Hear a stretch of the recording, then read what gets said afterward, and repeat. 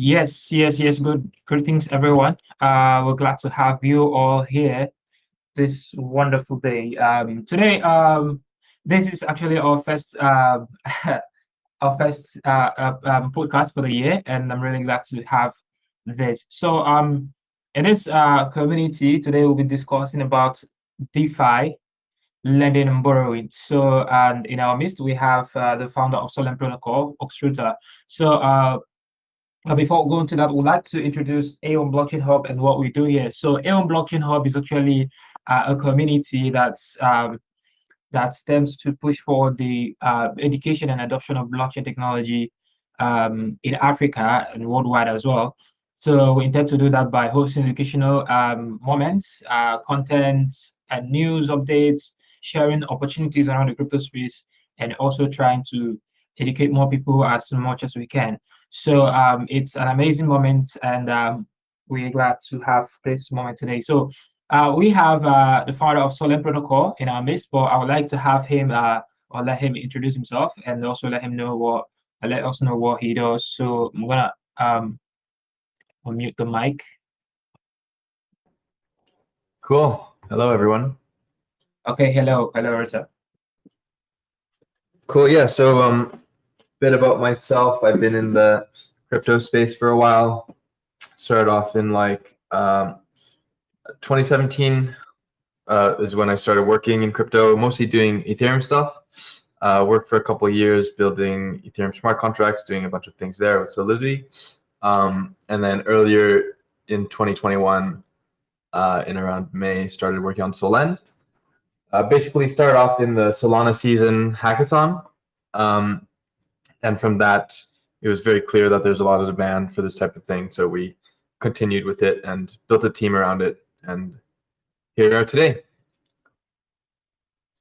Wow, that's amazing. That's amazing. So based on your records, you've actually been doing well, and that's really, really amazing, So to transition from Ethereum to Solana and building a product, a good product at that. So today we have a topic which is called DeFi Lending and Borrowing. So we would like to know what DeFi is all about, and we'd like to get to understand that before we go into the lending and borrowing aspect. So please, can you tell us what DeFi is all about?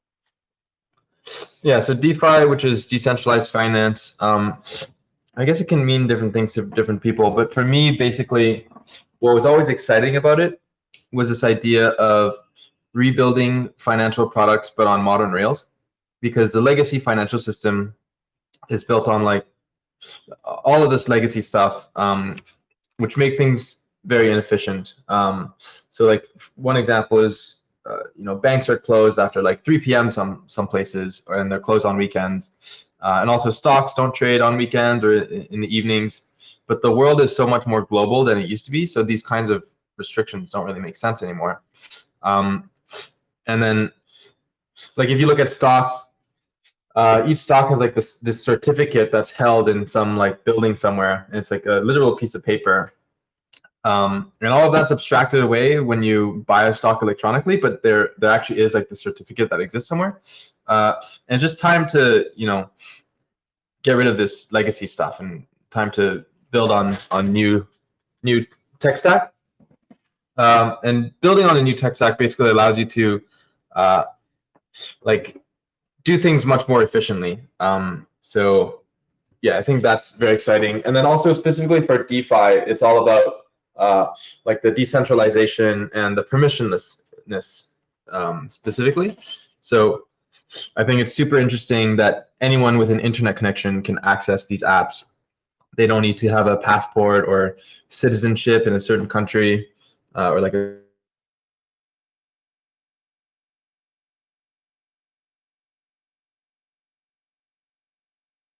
Hello, are you there? Oh, sorry, where did I cut off? Okay. Yeah, it looks like this I have to like hold, or like it auto mutes myself if I don't check on it. But anyway, yeah, what was the last thing you heard me say? Yeah, you were talking about citizenship, something. Oh yes, basically, yeah, you don't need any of that stuff to use DeFi. But yeah, the last point I want to make was that from the start, DeFi has been about empowering people. to use financial products, especially like in places that might not have access to it. And so what really excited me about Solana is that it actually makes DeFi accessible to everyone as it was originally intended, since on Ethereum things are way too expensive now. Oh, cool. That's really cool. When we hear about DeFi, decentralized finance, letting people access the financial systems in their own in a non-custodial way, So that's really interesting. But when it comes to the lending and the borrowing aspect, I think it's kind of more a different thing, because people actually need to understand that particular aspect. In the traditional finance, it's all different thing. You have to do some lots of KYC, sign up, have a huge asset or collateral that you have to present, things like that. But what does it look like in DeFi? Like, what's lending and borrowing like in DeFi particularly? So lending and borrowing, I guess there's a couple of ways of doing it, but the model that has really prevailed is this pooled lending model, which was pioneered by Compound. And basically, anyone can come into this platform and deposit their funds, and anyone else can come in and borrow funds. But of course, because it's crypto and there's no KYC and whatnot, anyone borrowing, like, how can you trust that they'll return the money? So for that reason, they're required to put up collateral worth more than the amount that they're borrowing. And then they pay an interest rate, and that interest rate goes from the borrower to the lenders.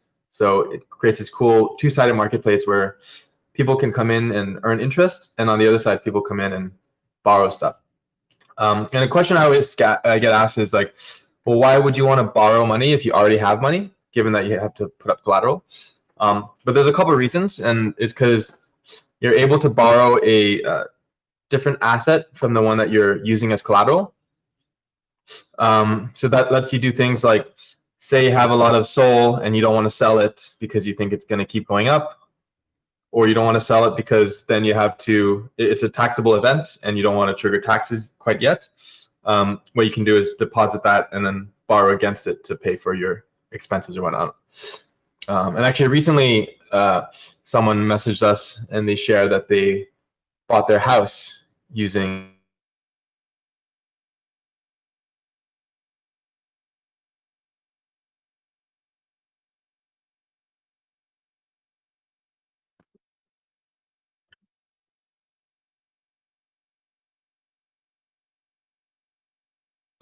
Did I get everything in there? Did you hear everything?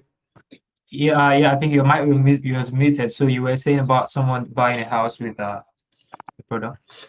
Yeah, someone used Solend to buy a house. They deposited SOL and borrowed USDC and use it to buy the house because they didn't. They're a big SOL bull, so they want to sell it. Wow, that's really, really amazing. All these topic or aspects, or whenever you talk about new technologies, it tends to bring up more and more and more questions. People tend to ask, what are the risks involved? Like, how does this actually work? And what would definitely happen? Because people find it difficult to come into the space, especially people who are new to the blockchain. That they feel like, how can I just put my money in just an internet where I can even access it maybe anytime I want, things like that. They feel like I think physical money or things they can touch is somehow more trusted, and they can easily make use of it and also liquidate it if they want, rather than put it in an online, maybe on a website, things like that. So this topic actually leads to bringing up more questions that we will also need to discuss, and I'm glad we have you here as somebody who's already building a lending and DeFi, a lending and borrowing protocol on a blockchain. So we'd also like to know, like, what are the risks involved in this lending and borrowing, especially on DeFi? Because I think we already know that of the traditional finance, which is usual and not normal, but DeFi is new, so we get to know what are the risks involved in DeFi. So please share with us. Yeah, so there's a lot of different types of risks. And definitely important to learn and understand these before putting all your life savings into a DeFi protocol. And the way that Yeah, so there's a bunch of different types of risks, and it can go over a couple, but it's definitely not an exhaustive list. So of course, the most common one is the smart contract risk. Basically, the code is on chain and everything's governed by the code. And if someone can bend the rules of the system to make it do something that wasn't really intended, then that can result in loss of funds or funds being locked forever or something. And then in our case specifically, we use oracles for a lot of things, particularly to power liquidations in order to keep the system solvent. And because of that, we rely quite heavily on oracles. So Solend uses Pyth and Switchboard.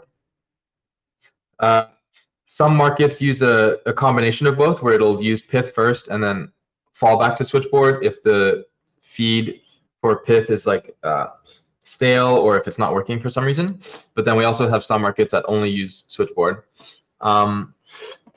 So yeah, basically, if prices are quoted incorrectly, like if it's too high or too low, that could be an issue. And that has happened a couple times in the past, but every single time we've reimbursed everyone out of our insurance fund. But yeah, definitely something to be aware of. There's also platform risk, which is, for us, the Solana blockchain, since things are still under development. I mean, the mainnet is still to this day called mainnet beta. And there are issues every now and then. For example, today where the transaction throughput came down a lot and a lot of transactions were failing, and in combination with the prices dumping a little bit, some people were having trouble repaying their loans to avoid liquidation. So, it's really unfortunate, but we're quite limited with what we can do since if the Solana blockchain is not working very well for some time, can't do very much. So definitely have to be aware of that as well. Let's see, what else is there? I guess there's like liquidation risk, which is when you're using this platform, there's a risk that you get liquidated. And the way that liquidations on our platform work is basically if your collateral value goes too low, someone else can come in and repay your loan for you, but then they can seize your collateral, and they can do so with a discount. So for most of our markets, it's a 5% discount. And it's actually a pretty interesting story here where we talked to this anonymous guy who built a liquidator for Solend, and they sound very young. And basically, they made like $400,000 USD in like 2 months, just building a liquidator bot that would win a lot of liquidations on Solend. So pretty interesting stuff. They just did it out of their like basement or something. Let's see, what other risks are there? I guess another risk is with the specific assets that get listed on Solend. So we have to be very careful about which assets we list, and we have to do a lot of due diligence. And the reason for that is Solend is what's called a cross-collateral pool, meaning that any asset that's listed, you can use it as collateral to borrow any other asset. So it's like this matrix.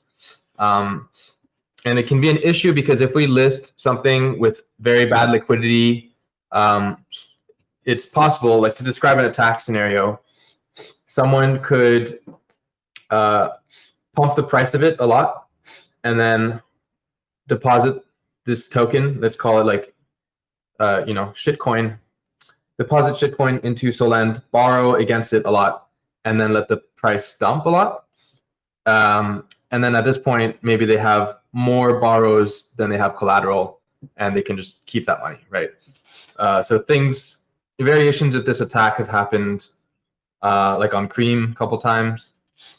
So yeah, basically we have to be really careful about which assets we list, and so that's another type of risk. I don't know what to name it, but yeah, just another type. And of course, there's so many more other risks. Some of them are bigger, some of them are smaller, but I guess I'll stop there and see if there are any questions. Okay, that's cool. Wow, there seems to be a lot of risks.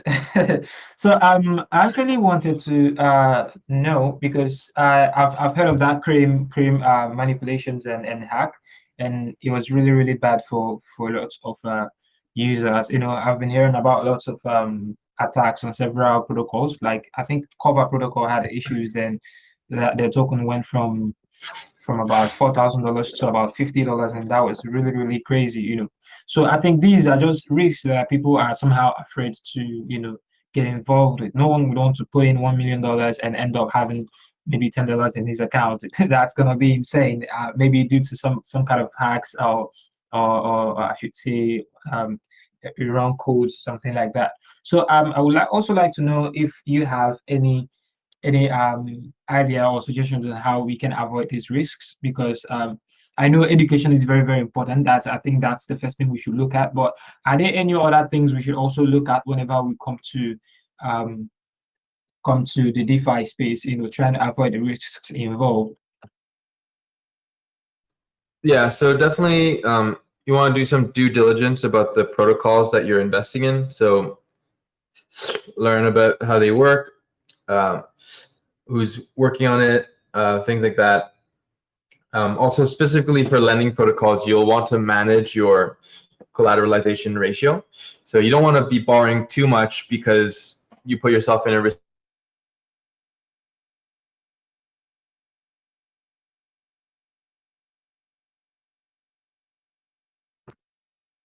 Hello, are you there? Hello. It's weird. Yeah. For some reason, I get moved into the audience or something. Oh, Anyway, I'm back now. Let's see. What was I saying? Kind of lost my train of thought. yeah, you were talking about borrowing more than you borrowing too much, something like Right. that.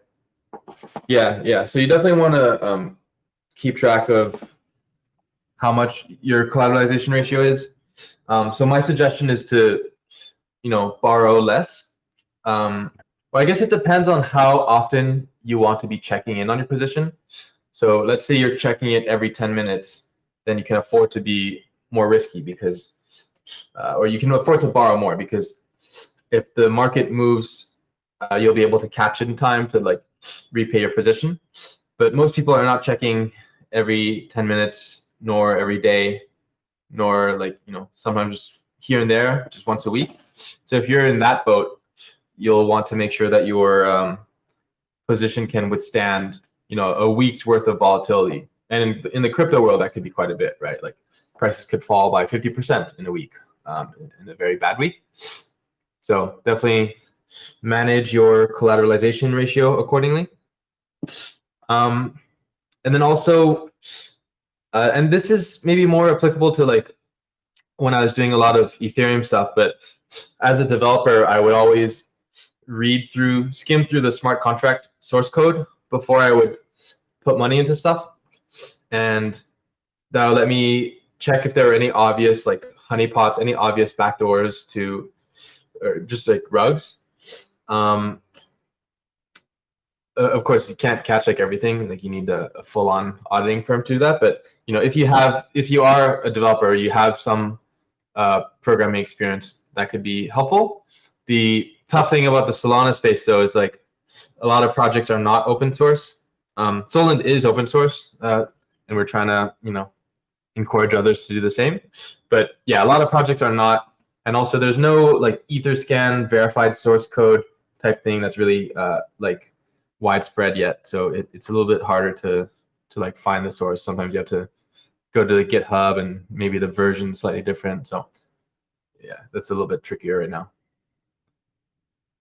Oh, that's really amazing. I think the space really needs to have lots of education going on, because there are still lots of things that needs to be broken down honestly, in terms of collateralization, in terms of There's a lot, honestly, there's a lot. And the heaviest part, I think, is about the coding aspect, reading smart contracts. There are lots of persons out there who don't know how to understand smart contracts, and most times what they look at is the static auditing or the review, and they somehow, just okay, it has been approved by SEDIC, it's a good project. That's just all they want to hear.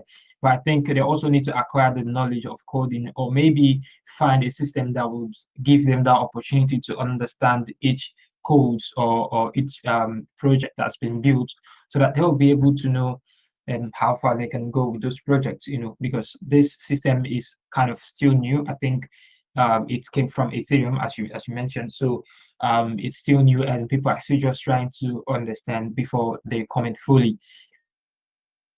So I would like to know And basically to from add you. a thought there, Yeah, it's interesting that you mentioned that people just look for the stamp of approval from an auditing firm.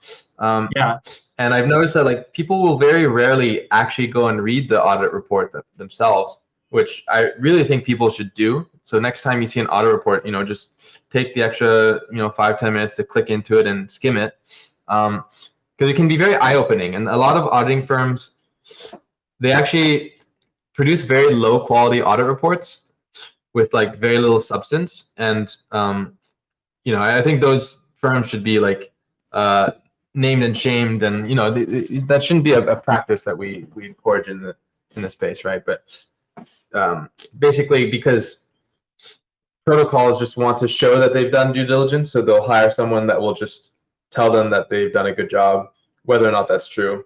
And yeah, in these audit reports, they'll be like very short, like very little content, and the yeah. content, like the only findings are nits, like, oh, you should add a comment here, or you should like use a different variable name.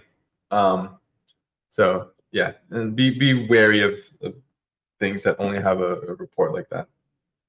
Well, that could really scary. There's a lot more to know. Okay, so can you tell us what the future holds for DeFi lending and borrowing? Because I think now we're still at the level of getting to know the DeFi space and what it offers to humans. So we just want to know what the future holds. What do you think DeFi lending and borrowing could be in the future? Is it a place where people definitely run to, or just give us your opinion? Yeah. So yeah, I think the thing I'm most excited about right now is the prospect of having lending and borrowing to support more assets. So, like if you look at Compound and Aave on Ethereum, they only list like a couple of assets each, because as I mentioned earlier, you have to be very careful when listing new assets because it affects the risks of the protocol. But lending and borrowing is just so useful. Like it's so good that you can earn interest on something, or you can short something if you don't like it by borrowing it and selling it, or you could go leverage long on any asset that's listed by using as collateral, borrowing USDC, and then buying more of that token. So yeah, the innovation that we're working on is what's called isolated lending pools. So basically, in a nutshell, this is going to allow us to list every token possible. We don't have to be very selective about what we're listing anymore. And the way it's done is, so right now we have this big cross-collateral pool where every asset can be borrowed against each other. But in the isolated pool, there would be a separate market. It's almost like a mini fork of Solend, in which maybe there's only two assets in there. It's like a risky coin and a stable coin. So like those assets are kind of quarantined in a way, so that if there's any issue, only the assets in that isolated pool would get affected, and it wouldn't affect the rest of the protocol. So it wouldn't put like, right now we have like $600 million in TVL. None of that would be at risk. It would only be let's say there's like $1 million in this isolated pool. Only that much would be at risk. So yeah, that's the first step, is having isolated pools so that we can list more things. And then the step after that would be permissionless isolated pools. And I'm really excited about that because basically anyone will be able to list their own asset themselves. Like right now, for an asset to get listed, we as a Solend team have to do a bunch of diligence and list the asset and whatnot. But it's annoying because we can only do so many, and there's like a pipeline for this. But once anyone can list their own, it'll be like Uniswap. Anyone can just launch their own market, and we all know how Uniswap kicked off like a whole DeFi summer, since everyone was able to just make their own tokens. So I feel like something similar could happen again, where there's some new ideas that pop up around the idea of like using a lending protocol as a primitive. Since if someone has like a new token with a very strong community, they can just have their own lending pool without having to go through all the slow process of us listing them. Oh, that's amazing. That's amazing. And we hope that the future is going to be great. So you spoken well, Rita. So I'm gonna make an announcement to the community. If you have any questions, we're gonna be picking 5 questions from the text chat. Please do want to ask your questions on the chat box. We're gonna be picking up 5 questions from the text chat. So okay. So Rita, we would like to know about Solend. We got to know it's also a DeFi lending and borrowing protocol. So we also want to know about Solend. So can you please tell us about Solend and what Solend actually offers to us? Yeah, so you can check it out at solend.fi. And if you go there and you click the Get Started, you'll see the dashboard. So we have a bunch of assets listed. Sol, USDC, USDT, variations of ETH, a bunch of liquid stake tokens. So like Marinate's MSol, Socin Sol, Lido's Stake Sol. So yeah, and we're adding new assets like around like once a week or every other week. So yeah, you can come here, like earn interest. And we're also running a liquidity mining program. So basically, we're incentivizing usage of the platform by basically we give out Solend token to people who borrow certain assets. And what this does, pretty interestingly, is it'll actually make the borrow APY lower than supply APY, which is a little bit of like this wonky thing that you only really see in DeFi, because typically you would expect borrowing to be more expensive. So yeah, right now, like you actually get paid to borrow Sol, and you would actually get paid to borrow ETH as well.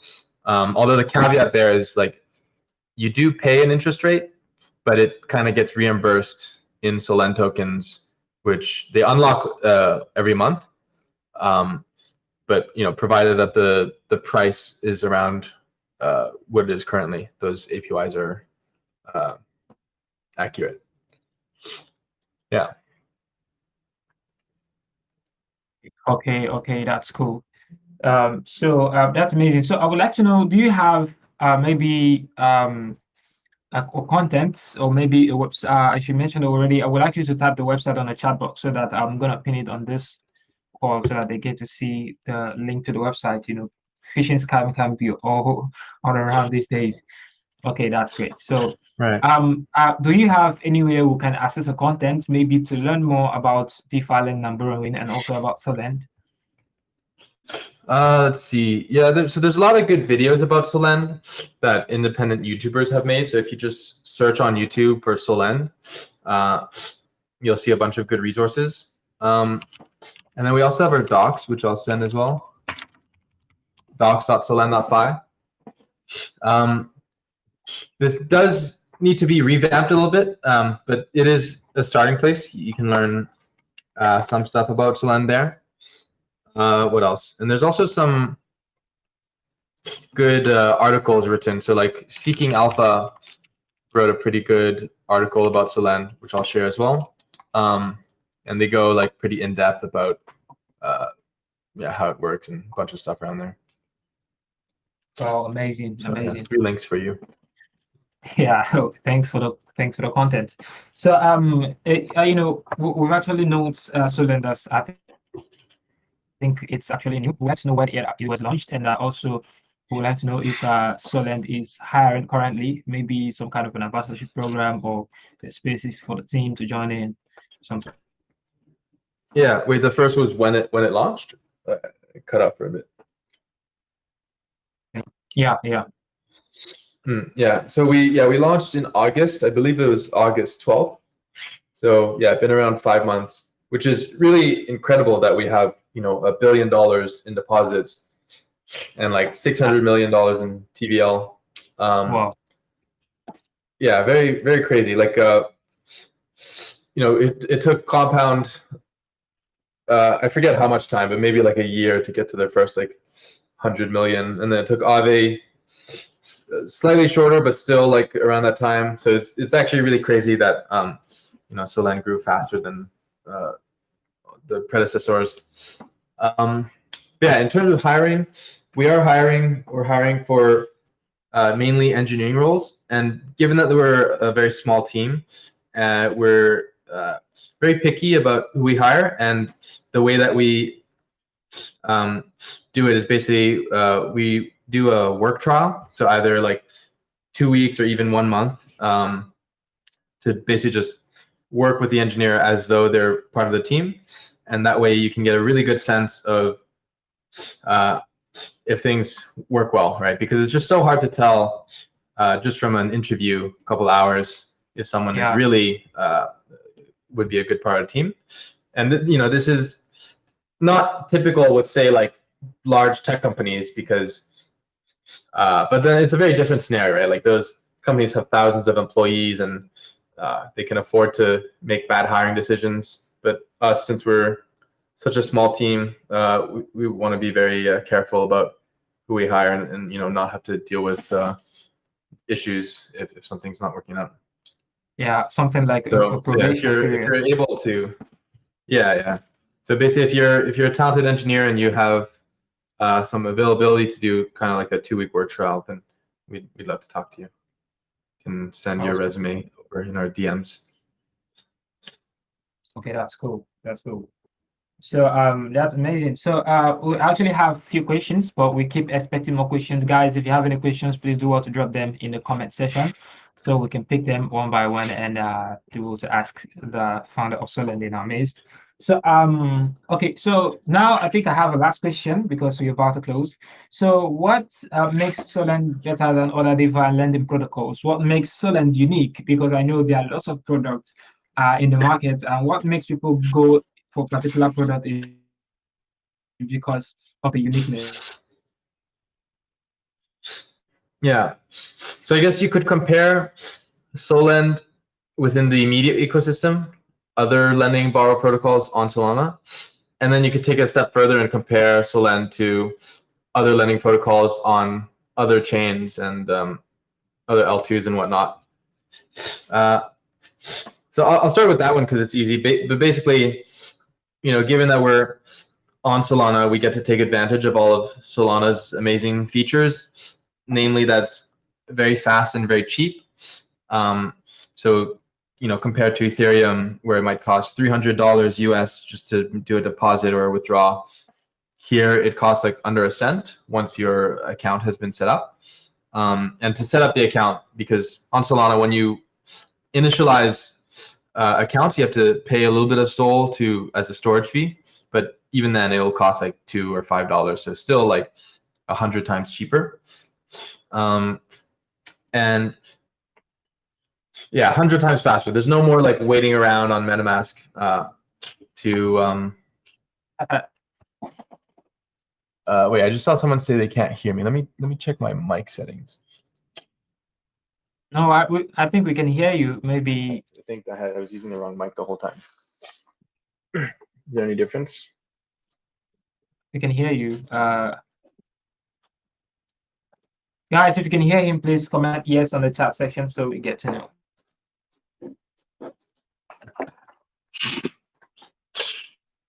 Looks like my. Oh, can you still hear me? We can hear you. I think it's a network issue. Telegram froze. Okay, I think I'm back now. Yeah. Cool. Yeah. So as for differences within, oh, I can't hear you though. Can't hear you anymore. Hi, can you hear me now?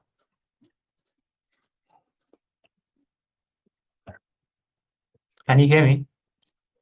Yeah, can you see? Oh, Yeah, okay. give me a sec.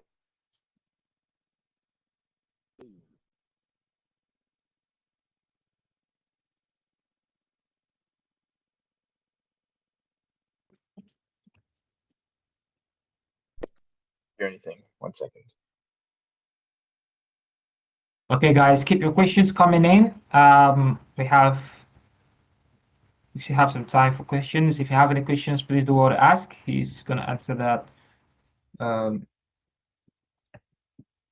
Okay, great. I can hear you. All right, sorry about that, technical difficulties. Okay. But yeah, so the differences between Solend and other lending borrow on Solana. So right now we're the largest lending protocol by quite a good margin as well. And I think that what got us to this point were a couple of things. So number one, we have a very slick and easy to use interface, which we spent a lot of time getting down, right? Yeah. Yeah, because I've used a lot of DeFi protocols, DeFi apps in the past, and I just had like a whole list of things. Like, yeah, I just wanted to make it super simple to use. And then there are minor things like from the landing page, a lot of apps will have you click like enter site and then it'll open a new tab. And I always find that to be so annoying. So I was like, no, we're not doing that. Also, just want it to be like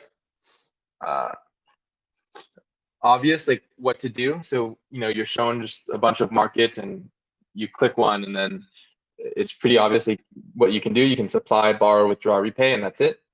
Yeah. And then apart from that, the liquidity mining program that we did is pretty different from what others have done, or some of them didn't do it at all. So yeah, for us, we're incentivizing borrows, whereas sometimes others will incentivize supplying. But basically, we feel that incentivizing borrows is better because number one, at the end of the day, Solend generates revenue from borrows that get created from loans. And basically, the more loans that there are, the higher the APYs will be for the suppliers, for the lenders. So and also just generally, borrowing activity is harder to get, whereas there's a lot of people that want to lend out. But yeah, our liquidity mining program was extremely successful. When we launched it, we went from like $200 million in deposits to like 2 billion, basically in a day. So yeah, it's quite crazy. And then also, I think in terms of our branding, we have a strong brand where just from the work that we've done in the past, it's clear that we care a lot about security and care about doing the right thing. So anytime there's an issue like wrongful liquidations or if there's like a security issue that's brought up, we'll do our best to communicate to people about what happened and do things the right way. Whereas I've seen like some other protocols, they'll kind of try to sweep it under the rug. Like, yeah, I've seen there was an issue and a bunch of users lost money and they kind of, had very bad communication around it. So, I think people just trust us more. We've done very good work.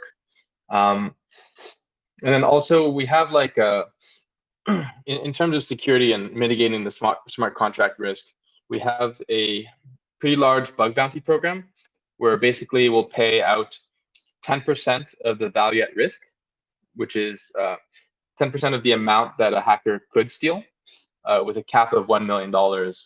And so like recently there was an exploit that was disclosed to us from Heliodime, and we paid them out like 800 grand.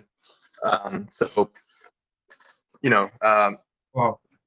we would hope that other hackers in the future would decide to go down the white hat route instead of black hat, since they can get a pretty hefty payout versus having to try to launder their money and try to cash out anonymously, which is very hard to do on Solana. Yeah. And then we also have like an insurance fund. So in our IDO, we raised $26 million. And if ever there were a large exploit that would happen, then we would be able to reimburse people out of that.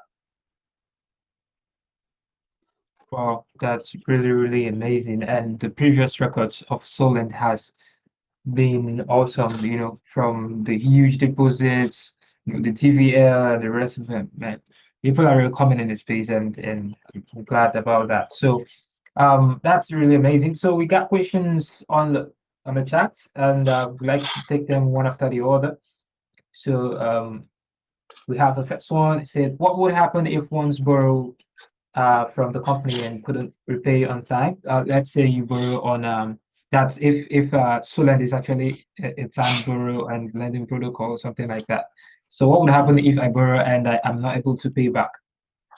Yeah, so the loans on Solend they don't have like a fixed duration or anything. So when you borrow, you can borrow for as short or as long as you want. So you could borrow for one block, which is like 500 milliseconds, or Yeah. you could borrow it for like 10 years, and it doesn't matter. As long as your collateral is worth more than how much you're borrowing, we know you're good for the loan, because we have enough assets to keep the whole system solvent. Yeah. So yeah, there's no concept of like repaying on time, essentially. Okay, cool. Question answered. Is there anything like what's it called again? Something you mentioned about, maybe let's say I'm not able to pay back, or maybe I lose my money on let's say it liquidates on Solent. Is there anything like maybe a kind of a regain or something like that? I forgot what it's called. I'm trying to remember the word. The word starts from IN. If you get liquidated, then what? Yeah, something like that. Is there anything like, okay, I'm going to have this as something to hold on to? Maybe there's a loss, and I I guess I don't quite know what you mean there, but yeah, basically, if you get liquidated, you would lose your collateral, and the liquidator will have paid back your loan, so you'd be, you wouldn't owe that money anymore, but you also lose your collateral. Yeah, and then there's no like credit score or anything that we're keeping track of, so it's not like it hurts your credit. Like, you can still borrow for as much as you could before. Okay, that's cool. So okay, tell us about Solend token. Solend, I forgot to ask about that. Yeah, so we launched our token in the beginning of November through an IDO, which, as I mentioned, we raised $26 million. And yeah, so the initial, this is a question I get a lot, like, what was the initial price of token? So the initial price was like $6.57. So it has come down a decent amount since then. I think it's just like the market has been a little bit like bearish, and recently just today, like the price has crashed quite a bit. But yeah, the Solend token is out there, so you can use it. You can use it as collateral on Solend. So yeah, you can deposit it and borrow other assets against it, so it's useful in that way. And we've also enabled staking for it. It's kind of like quote unquote staking, because it's a little bit different from the kind of usual staking where you deposit and earn. So basically, our staking is part of our liquidity mining rewards are diverted and directed towards Solend. So like, if you look at the website right now, you can earn 18% APY by supplying Solend. There's a caveat there, which is that, like all other assets with less liquidity, so like Solend, Saber, Mer, we have caps on the deposits, because if we didn't have a cap, it opens it up to an exploit. It opens it up to an attack where someone can manipulate the price of the token and borrow more than they should have or something. So yeah, right now the cap is 2 million Solend. which we're slowly increasing over time, especially as the liquidity improves. But yeah, so if you're lucky enough to get a staking spot, you can earn a very nice 18% APY. And in the near future, we're setting up governance. So you'll be able to use Solend to vote for governance proposals.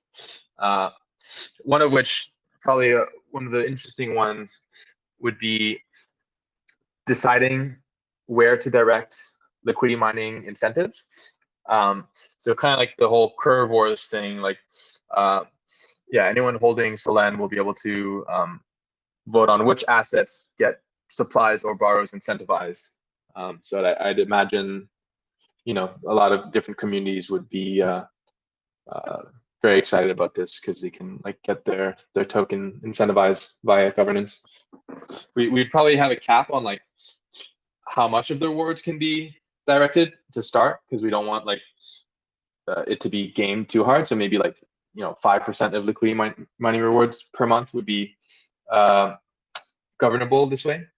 But yeah, definitely exciting stuff, and it's basically open to like any governance proposals. So it's very flexible and open. Oh, that's cool. That's cool. I was trying to remember the word insurance. As it is not from INS. So okay, I think you already answered that anyway. Yeah. Yeah. So okay, we have another question here. It says must the assets to be borrowed or lent out be based on Solana chain? Like must it be a SPL token? Yeah, it's a good question. So basically, yes, the tokens must be SPL tokens, which initially meant we could only support Solana-based projects. But with Wormhole, with bridges, we're able to support assets from other chains. So like if you take a look, we have ETH, which is a wrapped ETH, and we actually have two kinds. So early when we started Solid, which is like this wallet, there is Solid wrapped ETH, and this was like the main one by far. So we listed that one. And then now there's Wormhole wrapped ETH, which is effectively the same thing, but just by a different mechanism. So we have both of those. We also have Bitcoin, and there's other assets that we're looking at listing. So like UST, for example, which is from the Luna chain, but through Wormhole and bridges, it's pretty easy to bring assets over and list them. So there's also like Sushi or Chainlink, like anything we could list as long as there's a bridge token for it. Okay, that's cool. Okay, so one more question. Okay, we have two more. It says, do we have to do KYC before lending and borrowing? I think this is really the answer to the call. For just say something about it. Yeah, no KYC required. It's fully permissionless. Anyone with just an internet connection can go to solend.fi and start using it. So yeah. Yeah. You don't need KYC. This is DeFi, decentralized finance. Okay, one more question we have here is: has the Solend protocol been audited by a reputable external company?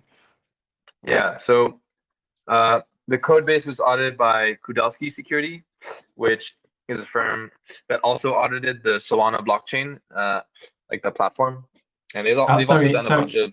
Yeah, sorry. Can you type that? You said Kudelski something. Yeah, Kudelski. Okay. And we have their audit report on our site. It's in our GitHub. Can find it there. I'll paste it in the chat later after. But yeah, they're a large security company actually based in Switzerland, and they have they're like publicly traded and all. And yeah, they have like a blockchain team, which is made up of some like really smart people. So yeah, they did our audit, and we've also made an upgrade to our code, and we had them audit that upgrade as well. And also Neodyme, which is more of like a peer review group. It's a bunch of white hat hackers that have a lot of experience in capture the flag type competitions. They've like looked at the code, an early version of the code, and then they've also, like they found the exploit, which they disclosed last month. So evidently they were like looking a little bit, but yeah. So a bunch of people have like looked at the code, but the main like auditors that we paid and they full time spent a lot of time poring over the code was Kudelski. Okay, that's awesome. That's really awesome. So we would like to know before we end the call today for this amazing session, is there anything else you feel like you would like to share with us, or also maybe you want to tell us about the future of Solend, what we should expect on Solend Protocol? Please go ahead to share with us. The audio quality just went very low. Can you hear me The now? last question. Yeah, I can hear you. Okay, I was saying if you have any other thing maybe you want to talk about or you want to share with us, maybe the future of Solend or what you expect about or what we should expect from Solend in the future, please go ahead to share with us.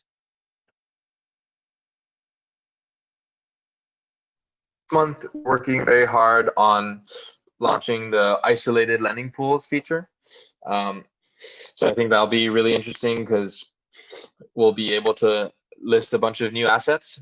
We're also working on what we call liquidity mining 2.0, where so right now our liquidity mining program, we're paying out Solend tokens, but in liquidity mining 2.0, we'll be paying out call options. So basically, you have the ability to buy the token at a specified strike price at any point in the future. So yeah, this will be interesting because it'll align incentives a lot better. Because right now, basically, we have a lot of mercenary capital, which is farming our token and then dumping it. But once they're given call options, they'll have better aligned incentives because in order for them to turn a profit, they would also need the price of the token to go up. What else? We're also just making some improvements to the platform. So like one commonly requested feature is a way to see how much interest has been earned so far. Because right now we don't split it out from just your current balance.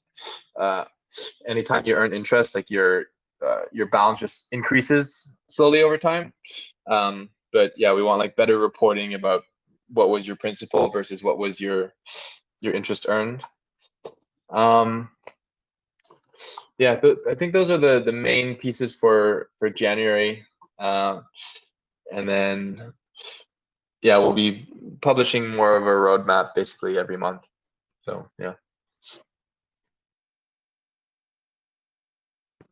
All right, so that's cool. So thank you so much.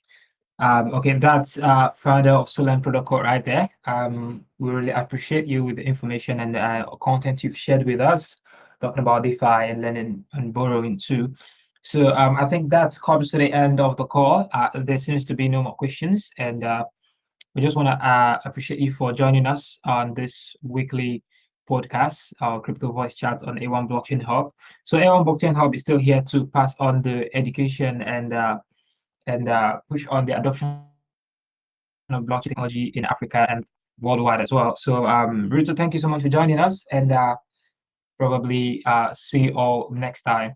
The call is recorded, and would also like to inform you we will have a basic class in the future. I think that's January 13th. For those who don't know anything about blockchain technology, we have a free class for you, which will be hosted on our YouTube channel. And just stay in this Telegram group chat and also invite your friends to come join us. It's all free. You can also check the pinned posts for content we've shared previously so you can engage and get to learn more. Feel free to talk about questions or anything you have on the chat box. Someone is asking for giveaways. Ruto, do you have a giveaway? But yeah, maybe next time. All right, that's cool. Okay, thank you so much for joining us, and we'll end the call from here. Thank you. Thanks for having me. All right. Yeah, See bye ya. guys. Yeah, thank you.